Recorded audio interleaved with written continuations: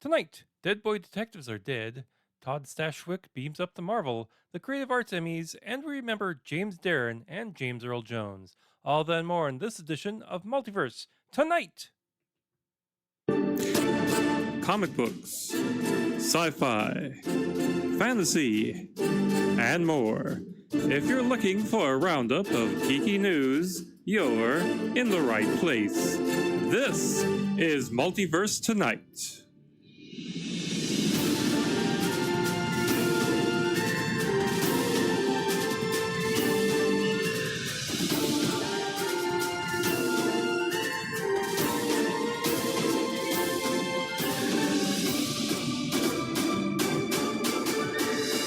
And here's your host, Thomas Townley. Well, hello everyone, and welcome to episode 223 of Multiverse Tonight. I'm, of course, your host, Thomas Townley. And, well, if you might notice, if you're watching the video version of this, if you look behind me, you'll notice that there's not a lot of stuff back there.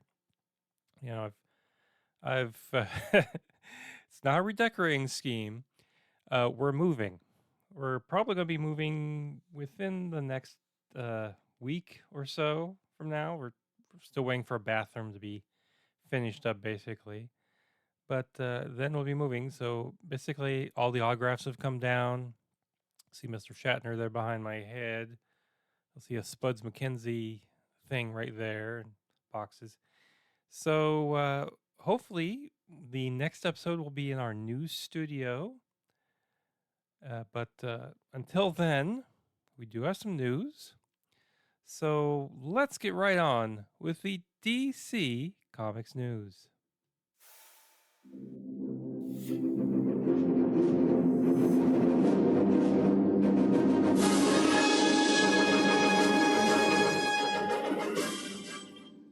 And we begin DC news with Dead Boy Detectives, which has been canceled at Netflix. The series aired its one and only season at the streamer on April 25th, thus ends the show's twisty path to the screen. Now, it originally got pilot order at Max in 2021 and then a series order at the streamer in 2022 before it was sold to Netflix in 2023. Now, it's been reported at the time that the sale took place because the show, which is based on the characters created by DC by Neil Gaiman and Matt Wagner, did not fit the new direction for Max DC content, being spearheaded by James Gunn and Peter Safran. At Netflix, it was part of the Sandman universe, as the Dead Boy Detectives was first introduced in an issue of the Sandman comic book. Netflix currently airs the Sandman TV series, and the second season is on the way. The final season of Superman and Lois is coming to television just a little earlier than expected, and on new night as well. According to TV Line, the season 4 premiere of Superman and Lois is now set to premiere on Monday, October 7th at 8 p.m. Eastern with a 2-episode debut. The series will then follow with new episodes on Monday nights at the same time going forward. Superman and Lois will be followed by the Monday night by an 8-part docuseries, The Wranglers, beginning on October 14th. Superman and Lois had previously been scheduled for a season 4 premiere on Thursday, October 17th. Creature Commandos will be coming to your streaming devices just in time for the holiday season. Peter Safran and James Gunn, the co-CEOs, announced that the new lineup of the DC Universe, and it may have surprised fans to learn that the very first project wasn't going to be Superman. Instead, that distinction went to the adult animated series Creature Commandos, starring the cast of lesser-known DC characters. Creature Commandos is similar to the Suicide Squad, as Amanda Waller sends the team of misfits out on missions too dangerous for human beings.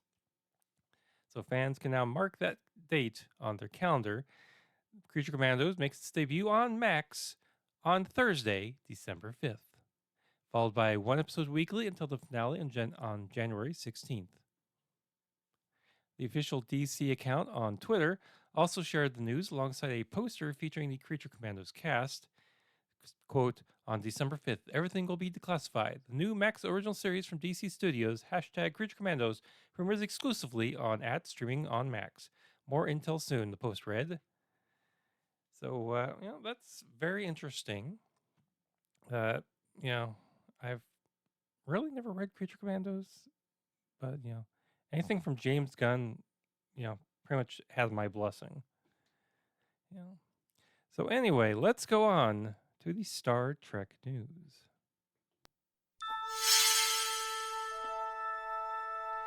Star Trek Day just came and went, commemorating the first day that Star Trek TOS premiered on TV screens on September 8th, 1966, 10 years before I was born.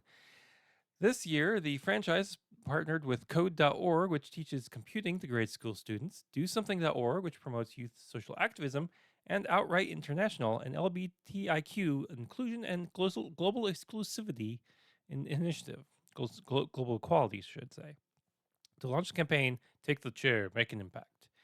It will be a global campaign encouraging fans to embrace the optimistic vision of a brighter future and to give back to the inclusive community of fans that Star Trek has fostered over the years. Now, the main theme of this year's digital experience event had fans take a seat of the captain's chair of the USS Enterprise and ask the profound question, what would I do if I were setting the course to the future? Unquote. All fans were able to engage in that topic digitally on StarTrek.com. And during September, 25% of all Star Trek product sales in the US will be donated to those three nonprofits mentioned earlier. Star Trek Day 2024 also offered various pop-up activations that fans could literally be able to take snap photos in the captain's chair, obtain a personalized admission, and receive a limited edition enamel pin. More than 600 signatures have been collected to erect a statue of a Star Trek character in Killarney, Ireland. Trekkies have organized a petition to have Chief Miles O'Brien immortalized with a statue in the Kerry town that is his fictional birthplace of Chief Miles Edward O'Brien, who was played by Irish actor Colm Meaney in Star Trek The Next Generation and Star Trek Deep Space Nine. You know, if there's anyone deserving of a statue, it's Miles O'Brien. He literally held that ship and that space station together.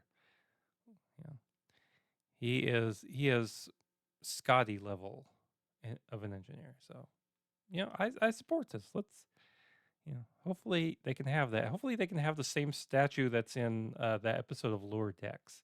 That would be fantastic. Anyway, let's go on to the Marvel news.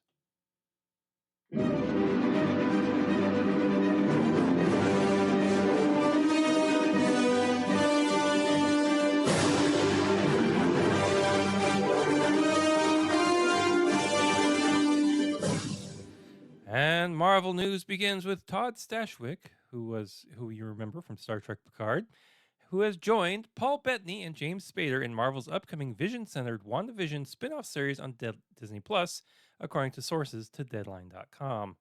Terry Matalas, who worked with Stashwick on Star Trek Picard, will serve as showrunner of the yet untitled series, which is looking to start production in 2025. Bettany, who appeared in 3 Marvel films and WandaVision, will be reprising his role as the character Vision, this time the White Vision. Spader is reprising his MCU role as Ultron. Now, details of the new series have, of course, not been revealed, but as previously reported, the Marvel Vision series has been in development at Disney Plus since 2022, and it's believed to be centered on the Vision trying to regain his memory and humanity after he was killed by Thanos in 2018's Avengers Infinity War and resurrected in 2021's WandaVision. And now let's go on to the geek news. Sorry, no Star Trek news today.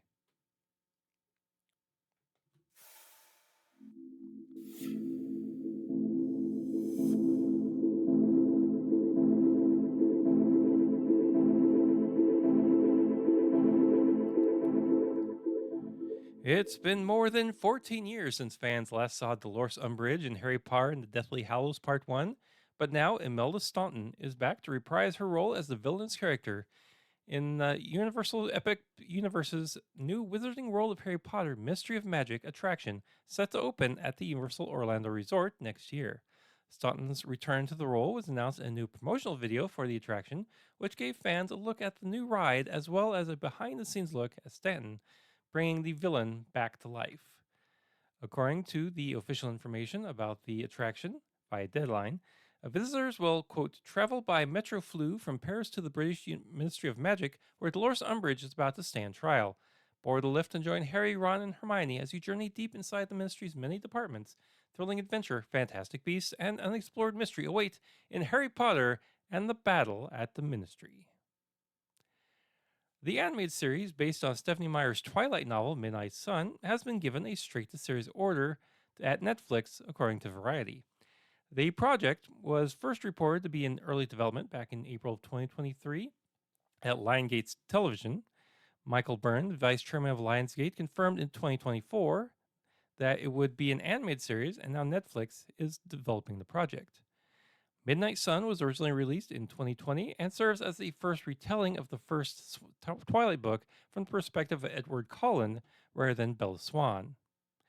Sneed Daly will serve as writer and executive producer on the series. Daly's past credits include Tell Me Lies at Hulu, The Walking Dead World Beyond at AMC, Raised by Wolves at Max, and The Get Down at Netflix. Myers will serve as executive producer on the series alongside Megan Hibbett for Fickle Fish Film, Wywick Garrick, Barry Pohl, executive producer for Temple Hill Entertainment, with Temple Hill having produced the Twilight films.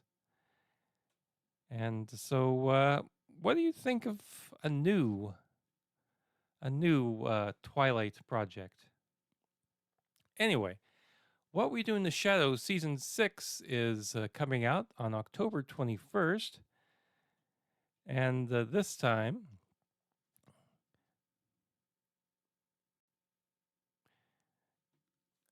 quote, after a very brief stint as a full-blown vampire, Guillermo is reevaluating his life. Who is he, if not familiar, who will do anything to please his master in hopes of one day being turned into a vampire? Meanwhile, the vampires are revaluing too. When their former roommate appears after a 50-year nap, they realize how little they've done in half a century. Not one goal accomplished, not one dream pursued, not one part of the New World conquered, except for their street and part of Ashley Street. So, yeah, I'm sad to see What We Do in the Shadows, ending, but I'm sure they'll, end it on a good note.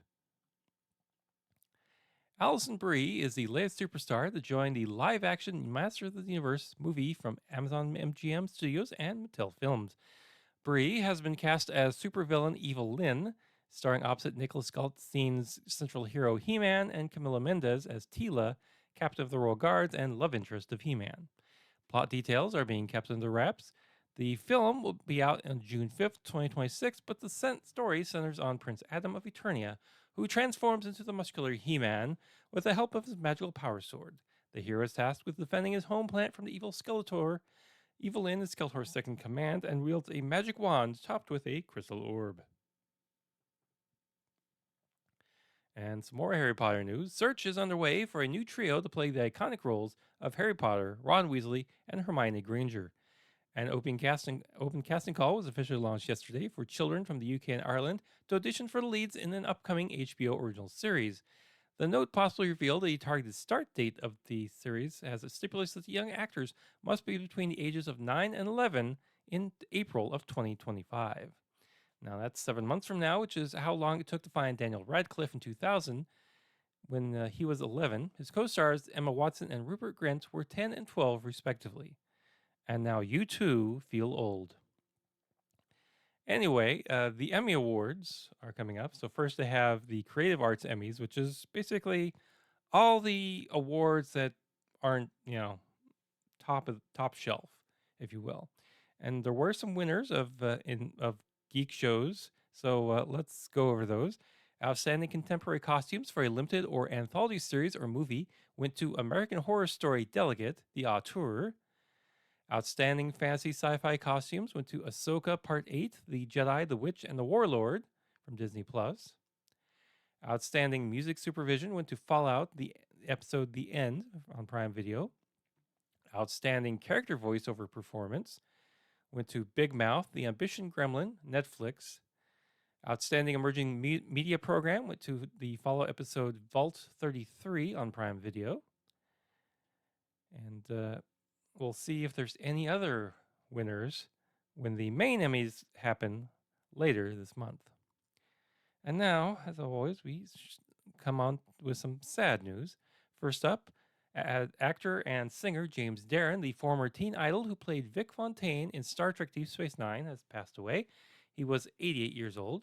Now, the actor and musician whose breakout role was as Moondoggie, the singing, surfing leading man in the Gidget movies, became a fairly household name when the song Goodbye Cruel World hit number 3 on the Billboard Hot 100 in 1961.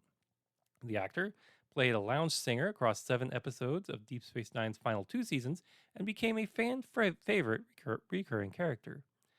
Born James Wilson Ercolani on June 8, 1936, in Philadelphia, Darren would take on his stage name in 1955 when he moved to Hollywood, reportedly naming himself after the Kaiser Darren sports car.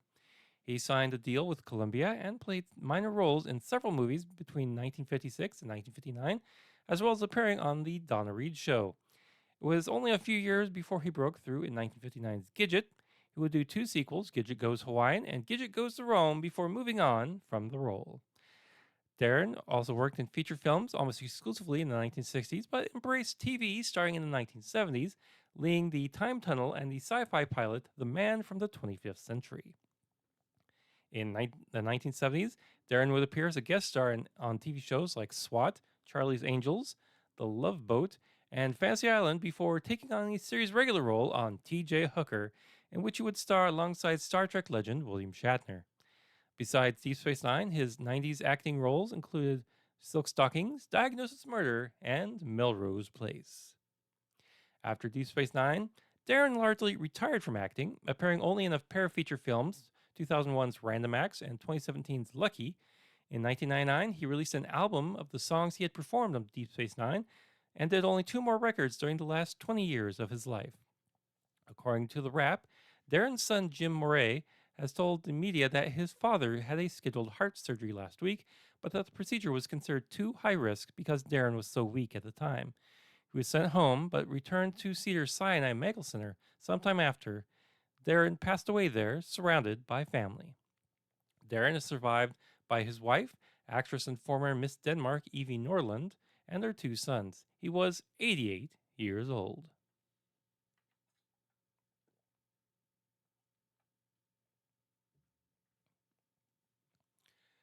And this one hits hard. James Earl Jones, the commanding presence on screen who nonetheless gained greater fame off camera as the deep voice of Darth Vader and Mufasa, the benevolent leader in Lion King, and the acting voice behind This is CNN, died yesterday at the age of 93. Jones burst into national prominence in 1970 with his powerful Oscar-nominated performance as America's first black heavyweight champion in The Great White Hope. He passed away at his home in Dutchess County, New York, according to Independent Artist Group. The distinguished star made his big screen debut in Stanley Kubrick's Doctor Strangelove, or How I Learned to Stop Worrying and Love the Bomb, in 1964, and was in many other films as well, including Field of Dreams in 1989 as the reclusive author Terrence Mann, and The Sandlot as the intimidating neighborhood guy Mr. Myrtle. For his work on the stage, Jones earned 2 Best Actor Tony Awards for originating the role of Jack Jefferson, who was based on real-life boxer Jack Johnson in 1968, and Howard Sackler's Great White Hope, and for playing the patriarch who struggles to provide for his family in a 1986 Pulitzer Prize-winning production of August Wilson's Fences. Jones is also the recipient of an honorary Oscar at the 2011 Governor's Awards and a special Tony for Lifetime Achievement in 2017, and was one of the handful of people to earn an EGOT, Emmy, Grammy, Oscar, and Tony, and the first actor to win 2 Emmys in 1 year. Jones's rise to becoming one of the most admired American actors at all time was remarkable considering that he suffered from a debilitating stutter as a child.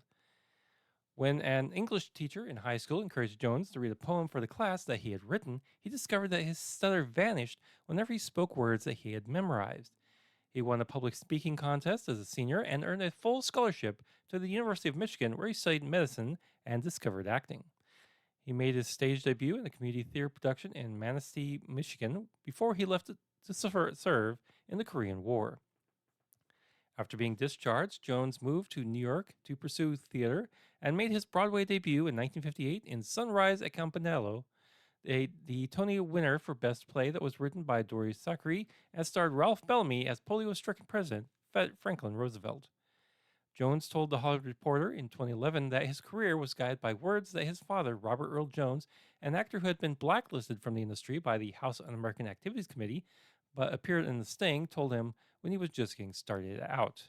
Quote, "If you want to do this business, you gotta do it because you love it, not because it's going to make you rich or famous.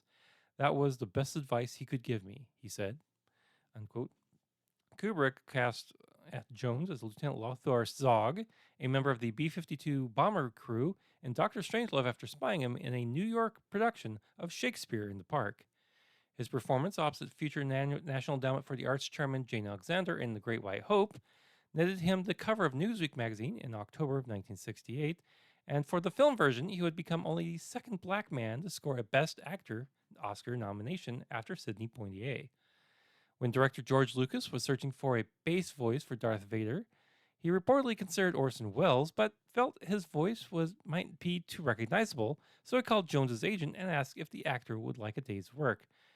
Jones got a flat fee of $7,000 for the job and did not acknowledge that he was the voice of Darth Vader until the third film in the franchise. As for voicing his character in The Lion King, Jones said in a 2011 interview that he still got a kick out of meeting kids who were devoted to the '94 Disney classic. Quote, "Their parents will say, 'There's Mufasa,' but I don't look like a lion, even if they're real little kids. They think they're being shafted or having the wool pulled over their eyes. And I cannot roar to prove it to them, but I can say in Mufasa's voice, 'Simba, you have deliberately disobeyed me.'" Unquote. Jones, of course, was also known as the voice of CNN. Quote, "I just emptied my mind and filled it with the thought of all the hundreds of stories, tragic, violent, funny, touching, that would be following my introduction," he said when asked about his motivation, and then I said, "This is CNN." Unquote. He also guest starred on 3 episodes of The Simpsons, including a memorable 1990 Treehouse of Horror installment. He helped play Admiral Greer in 3 films based on the Tom Clancy novels The Hunt for Red October, Patriot Games, and Clear and Present Danger, and was King Jaffe Joffer in the pair of Coming to America movies, including the 2021 sequel. Jones's 2 Emmys came in 1991 for playing a private detective who was wrongly imprisoned on the short-lived ABC drama Gabriel's Fire, and as the owner of a shoe repair business in the TNT telefilm Heatwave about the 1965 Los Angeles Watts riots. Among the myriad of roles he played on stage include Thurgood Marshall, the first black justice of the United States Supreme Court, Big Daddy in Cat on a Hot Tin Roof, President Arthur Hochstetter in The Best Man, and chauffeur Hoke Colburn in Driving Miss Daisy opposite Angela Lansbury. In 2022, the 110-year-old Court Theater in Broadway was renamed the James Earl Jones Theater in his honor. He married actress Julianne Marie in 1968 after meeting her during a production of Othello, but they divorced 4 years later, where he met his second wife, actress Celia Hart, while they were taping the CBS police drama Paris, in which he starred as a young police captain, and she played a young cop. They were married in 1982 and had a son, Flynn. Hart died in October 2016 of ovarian cancer at age 68. James Earl Jones was 93 years old. And that brings us to the end of this edition of the show. Now, please be sure to check us out on social media. We're on Blue Sky and Twitter at Multiverse Tom, but you're more likely to find me on Threads, Facebook, and Instagram at Multiverse Tonight. And if you've gotten some value out of the show and would like to pay it back, please head on over to multiversetonight.com, where you can find our Patreon and Ko-fi links, check out our show notes, visit our TeePublic store, leave some feedback, and so much more. And if this is the first time listening or watching, thank you and welcome. Go ahead and hit that subscribe button and share us with others. Special